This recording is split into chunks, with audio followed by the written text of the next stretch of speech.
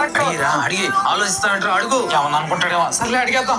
ఒక 1000 రూపాయలు అంటే ఇస్తావా? 2 రోజులు ఇచ్చేస్తాను. పర్వాలేదు లేరా, తీసుకో, ఉన్నప్పుడే ఇద్దులే. లేదురా ఇచ్చేస్తా, కరెక్ట్ గా 2 రోజులు అంతే. నా తల మీద 1000 రూపాయలు అప్పు ఉంది, నేను తొందరగా ఇచ్చేయాలి, లేదంటే నేను చచ్చిపోతా. అప్పు తీసుకున్నంతలేక 1 రోజు అయిపోయింది. మా ఇంటి ముందుకు వచ్చి డబ్బు లేదు అంటే మరి ఏం కావాలి? ఈ జనాలు అప్పులు తీసుకొని ఎలా బతుకుతున్నారు? నేను 1000 రూపాయలు తీసుకుంటానే పని చేద్దాం, ఇలాగే ఈ నేలలో ముడికి చచ్చిపోదాం.